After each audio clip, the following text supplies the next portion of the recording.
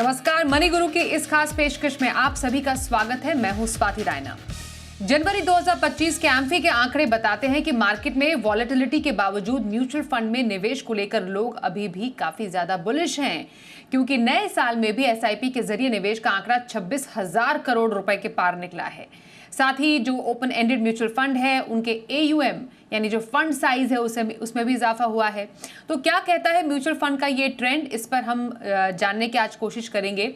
और साथ ही volatile market में निवेश स्ट्रैटेजी अभी अब आपकी क्या रहनी चाहिए, इस पर रहने वाली है खास बातचीत। हमारे साथ दो खास एक्सपर्ट्स मौजूद है शो में, उनका परिचय करा देते हैं। ट्रस्ट म्यूचुअल फंड के सीईओ संदीप बागला और mutual fund expert Vishwajeet Parashar हमारे साथ है। दोनों एक्सपर्ट्स का बहुत स्वागत करते हैं मनी गुरु के आज के इस खास कार्यक्रम में। हम पिछले काफी टाइम से एक काफी वॉलेटाइल मार्केट से जूझ रहे हैं। निवेशक परेशान है, ट्रेडर्स को समझ नहीं आ रहा कि आखिरकार क्या हो रहा है। पर जो ये नंबर्स हर महीने म्यूचुअल फंड के आते हैं वो भी एक काफी जरूरी तस्वीर पेश करते हैं जो रिटेल इन्वेस्टर्स हैं उनके बिहेवियर की। संदीप जी, आपसे सबसे पहले समझना चाहेंगे, जो हम इतना ज्यादा अनिश्चित बाजार, वॉलेटिलिटी, बाजार में गिरावट, करेक्शन, ये सब देख रहे हैं, इन तमाम बातों के बीच जब म्यूचुअल फंड के नंबर्स आते हैं, जो हमने जनवरी के नंबर्स देखे हैं, जब वो ये कहते हैं कि एसआईपी नंबर जो हैं अभी भी 26,000 करोड़ के पार है, जो नई एसआईपी रजिस्टर हुई हैं वो तो दिसंबर के मुकाबले और ज़्यादा रजिस्टर हुई हैं, मतलब ज़्यादा से ज़्यादा लोग एसआईपी कर रहे हैं, एसआईपी बुक बढ़ी है, एसआईपी के एयूएम में इजाफा हुआ है। तो इस तमाम वॉलेटाइल मार्केट के बीच एसआईपी के नंबर्स सर क्या दर्शाते हैं? ये दर्शाते हैं कि जो हमारा मार्केटिंग कैंपेन है म्यूचुअल फंड्स का, वो काफ़ी सक्सेसफुल रहा है। एम्फी ने काफ़ी मेहनत की है, म्यूचुअल फंड सही है, पेनिट्रेशन बढ़ रहा है, नए इन्वेस्टर्स हमारे साथ जुड़ रहे हैं। मुझे एक ऑनलाइन प्लेटफॉर्म ने बताया कि वो करीब महीने में 4 लाख ऐसे इन्वेस्टर्स लेके आते हैं जिनका केवाईसी भी नहीं हुआ, तो फर्स्ट टाइम इन्वेस्टर्स हैं। तो हमने ये सिखाने की कोशिश की है कि इंडिया एक स्ट्रक्चरल ग्रोथ स्टोरी है, और इसमें आप अगर बने रहेंगे through SIP, through long term surpluses that somebody has, तो आपको इसमें डेफिनेटली आपको स्ट्रक्चरल ग्रोथ स्टोरी का फायदा होगा।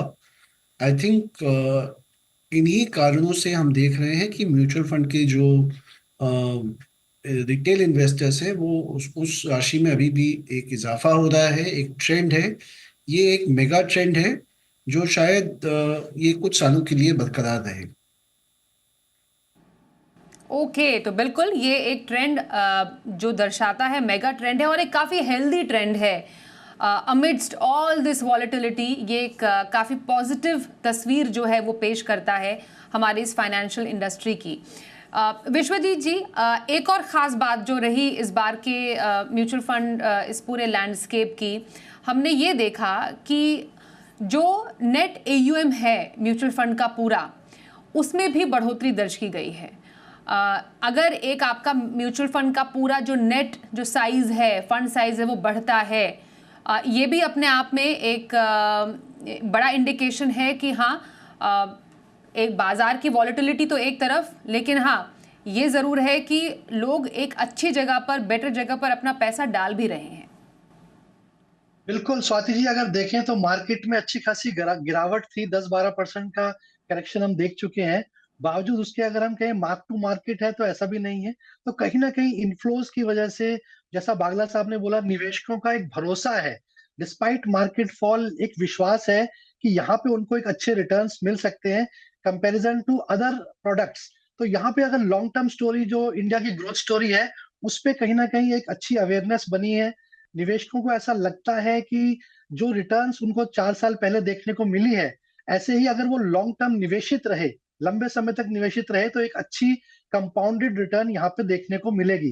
तो एयूएम बिल्कुल बढ़ रहा है मार्केट का, क्योंकि अवेयरनेस, जैसा बागला साहब ने भी बताया कि कहीं ना कहीं एमफी का म्यूचुअल फंड सही है, कैंपेन इवन कुंभ में भी एडवर्टाइज हुआ है वहां पर, तो काफी लोगों को ये मैसेज जा रहा है कि ये एक अच्छा प्रोडक्ट है जहां पे आप अपने गोल्स को अचीव कर सकते हैं।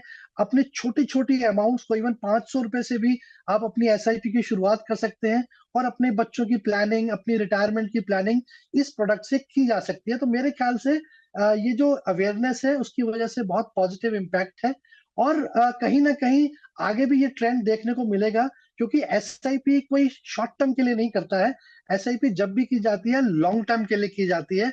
और अगर मार्केट गिरावट है तो कहीं ना कहीं निवेशकों में ये मेच्योरिटी भी देखने को मिली है कि गिरावट है तो एसआईपी और बढ़ानी है, रोकनी नहीं है। जो पहले अक्सर हम मार्केट फॉल्स में देखते थे या साइकिल्स में देखते थे, तो ये एक मेच्योरिटी है, पॉजिटिव साइन है।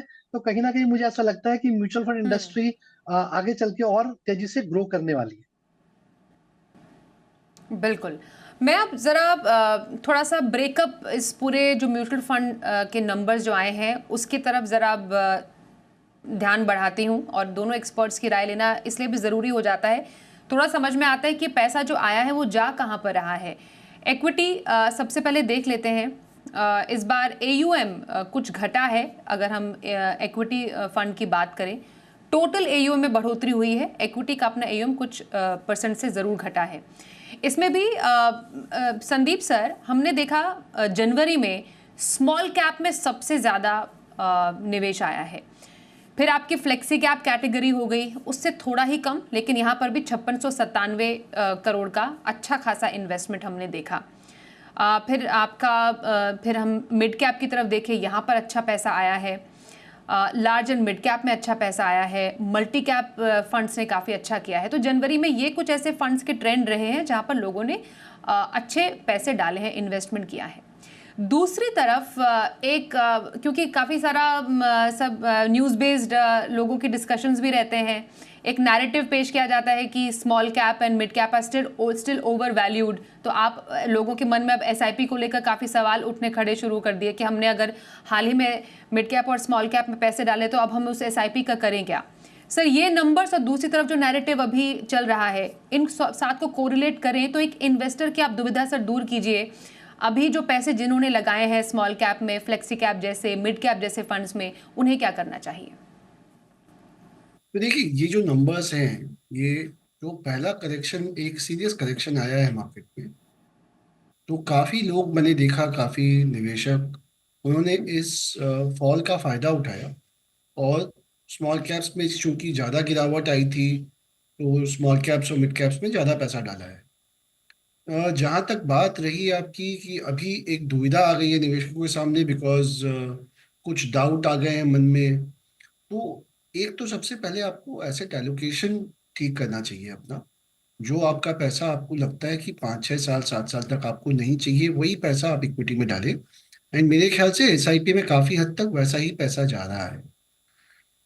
अगर इक्विटी में आपका ज्यादा एक्सपोजर है तो आपको इक्विटी में ज्यादा एक्सपोजर नहीं लेके अपना एसेट एलोकेशन ठीक करना चाहिए। उसमें फिक्स्ड इनकम को भी आपको डालना चाहिए, जहां से आपको एक रेगुलर इनकम आती रहे और पोर्टफोलियो वॉलेटिलिटी कम हो।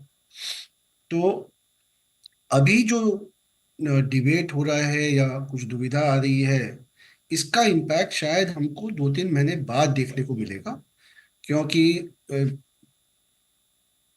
अगर मार्केट और गिरता रहा, करेक्शन और जारी रहा, तो शायद थोड़ी दुविधा आएगी।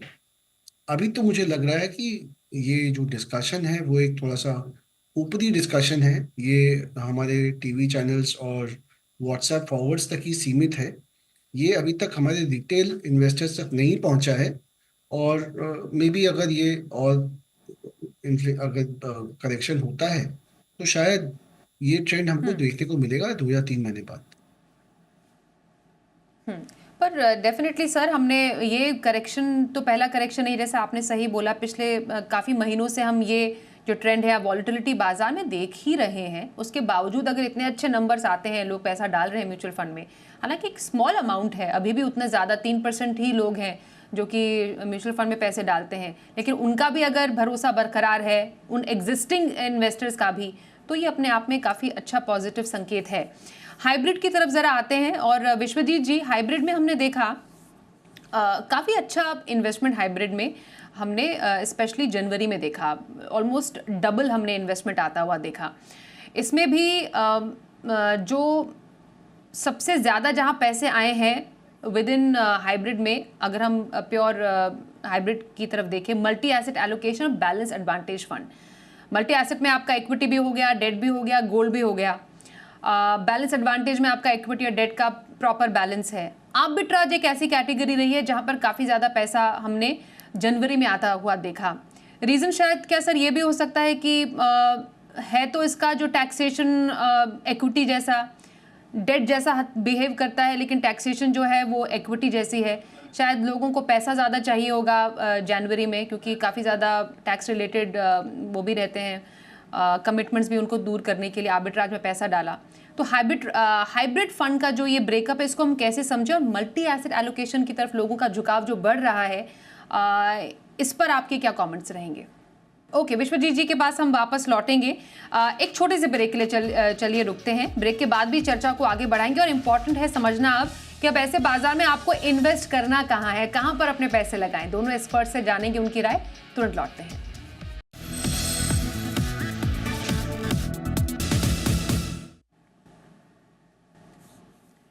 स्वागत है आपका एक बार फिर से। हम बात कर रहे हैं कि कैसे जनवरी में निवेश का जो ट्रेंड है वो लगातार बरकरार है इस वॉलेटाइल मार्केट के बीच। विश्वजीत पराशर जी हमारे साथ हैं, संदीप बागला भी हैं हमारे साथ। विश्वजीत जी, आपसे थोड़ी देर पहले हम यही समझ रहे थे कि जो मल्टी एसेट एलोकेशन फंड में पैसे आए हैं या बैलेंस एडवांटेज फंड में आए हैं, आर्बिट्राज में वॉलेटाइल बाजार के बीच काफ़ी ज़्यादा इन्वेस्टमेंट आया है। अभी ये जो कैटेगरी है इस टाइम पे इन्वेस्टमेंट के लिए सूटेबल है? बिल्कुल स्वाति जी, ये कैटेगरी बिल्कुल सूटेबल है। अगर आप याद करें तो 2 शो पहले मैंने यही बोला था कि ड्यूरिंग दिस अनसर्टेन टाइम्स अगर हम मल्टी एसेट एलोकेशन फंड्स लेते हैं जिसमें कि आपको डिफरेंट एसेट क्लासेस का डाइवर्सिफिकेशन भी मिलता है, और विद इन ये इन एसेट क्लासेस में कोरिलेशन कम होता है। तो अगर इक्विटी मार्केट वोलेटाइल है तो गोल्ड वहां पे है जो आपके पोर्टफोलियो को सेव करता है, वहीं पे डेट है। तो मेरे ख्याल में ये बेस्ट टाइम है, क्योंकि अनसर्टेनिटी है, और रिस्क एंड रिवॉर्ड रेशियो के पॉइंट ऑफ व्यू से भी देखें तो balance advantage fund, multi asset allocation funds एक अच्छी कैटेगरी है जहां पे आप एक्सपोजर ले सकते हैं, और ये इसमें रिस्क भी कंपैरिजन टू प्योर इक्विटी काफी कम हो जाता है। तो मेरे हिसाब से very suitable in these times. और आपका एक्सपोजर आप देख भी रहे हैं, ट्रेंड जो है ओवरऑल कहीं ना कहीं एक नैरेटिव भी है इंडस्ट्री की तरफ से भी कि मल्टी एसेट और हाइब्रिड कैटेगरीज में अच्छा रिटर्न्स भी देख सकते हैं और रिस्क कम है। तो कहीं ना कहीं निवेशकों के लिए बिल्कुल अच्छी अपॉर्चुनिटी है जहां पे वो अपना फंड्स को निवेश कर सकते हैं। बिल्कुल। डेट की तरफ आते हैं। डेट फंड में निवेश बढ़ा है इस बार। संदीप सर, हमने तो दिसंबर में देखा था काफ़ी पैसे निकले थे डेट से, लगभग उतने ही जो फंड्स हैं वो इस बार डेट में आते हुए हमने देखे हैं, पर ज़्यादा पैसा लिक्विड में आया है। अब लिक्विड में देखिए ना, 91,000 करोड़ रुपए से ऊपर पैसा आया है। मनी मार्केट फंड, ओवरनाइट, मतलब जो छोटे छोटे ड्यूरेशन के फंड्स है वहाँ पर सबसे ज़्यादा पैसा आ रहा है। सर क्या समझे इससे? अब तो आरबीआई पॉलिसी भी आ गई, हमने देखा रेट कट्स भी हो गए। अब डेट फंड्स में आने वाले टाइम में कैसे फंड्स आपको लग रहा है जहाँ पर आगे निवेश बढ़ सकता है? देखिए, आरबीआई ने रेट कट किया है लेकिन लिक्विडिटी अभी भी टाइट है। तो कई बार कॉर्पोरेट्स, बैंक्स जो अपना छोटी अवधि का पैसा डालते हैं लिक्विड फंड में, वो क्वार्टर एंड में कैपिटल रिक्वायरमेंट के कारण एक बार निकाल लेते हैं और क्वार्टर एंड में वापस डाल देते हैं। इसीलिए शायद 90,000 करोड़ लिक्विड से निकल गया था और वो उतना ही पैसा वापस आ गया जनवरी में। लिक्विडिटी काफ़ी टाइट है सिस्टम में, क्योंकि जो एफपीआईज है वो इक्विटी में जो सेलिंग कर रहे हैं वो डॉलर देने के चक्कर में आरबीआई को लिक्विडिटी टाइट रखनी पड़ रही है। तो करीब 1.5 से 2 लाख करोड़ सिस्टम में लिक्विडिटी का डेफिसिट है।